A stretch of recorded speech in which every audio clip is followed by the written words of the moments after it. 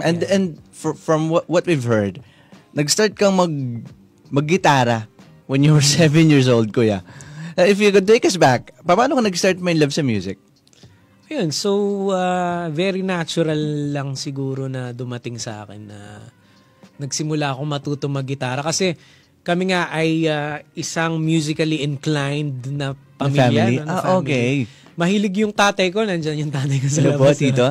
Mahilig ako kumanta at nagbabanda rin siya noon. So, hindi na bago sa amin in terms of music pag pinag-usapan talaga ang musika. Tapos sa side naman ng mami ko, may mga relatives din kami na may hilig sa music, kumakanta rin siguro. Well, not yung mga tipong sasali sa mga competition or yung mga paligsahan sa mga pero ano mga yung music nasa puso din talaga nila. Yes, of course. Okay. Yun. So yung tito ko naman mahilig laging patugtog sa radyo. So hindi na rin bago sa akin yung mga ganitong setup na may maririnig ka na nag-uusap every Sunday, di ba? Yung typical very Pinoy style na Sunday vibes na pag nakinig ka ng radyo, may mga music. Doon ko siguro na kuha yung love ko talaga for music.